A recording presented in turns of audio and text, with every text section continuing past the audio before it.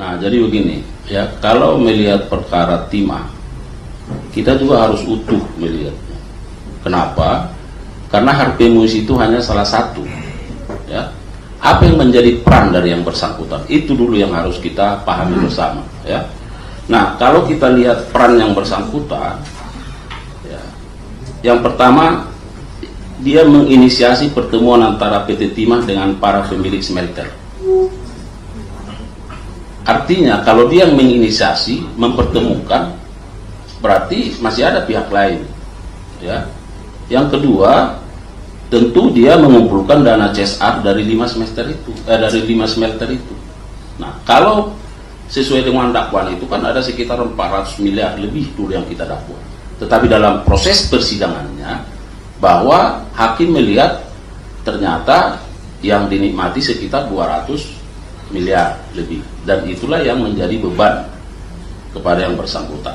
Nah, jadi kita harus melihat secara holistik, karena siapa lagi pelaku-pelaku terhadap tindak pidana korupsi timah ini? Tentu kita sudah menetapkan ada sekitar 22, ya.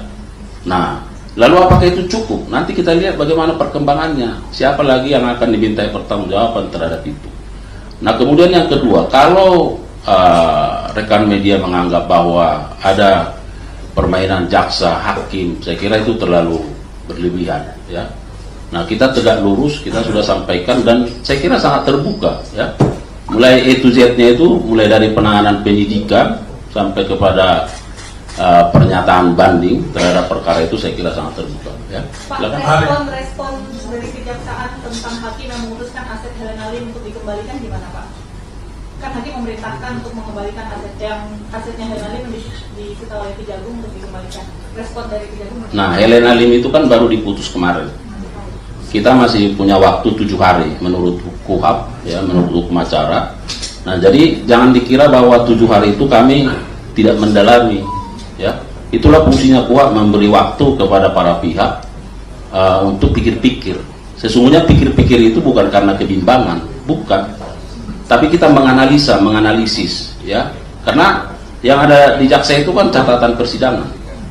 Lalu dilihat, dicatat apa pertimbangan-pertimbangan yang disampaikan oleh pengadilan. Apakah pertimbangan-pertimbangan itu sangat berkorelasi dengan apa yang kita dakwa dan kita tuntut.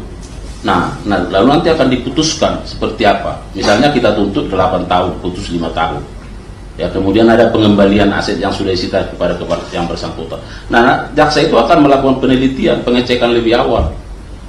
Nah, kita punya dokumen terkait itu, maka disita. Lalu kenapa pengadilan harus mengembalikan ke yang bersangkutan? Apa pertimbangannya? Dalam waktu kurun 7 hari inilah jaksa itu berpikir-pikir menggunakan hak itu. Tetapi juga kita sekaligus menganalisis. Ya, nanti bagaimana sikap lanjutannya kita lihat. Tapi sejauh ini masuk akal nggak sih Pak pertimbangan hakim untuk memerintahkan Kejagung mengembalikan asetnya Helena Lim?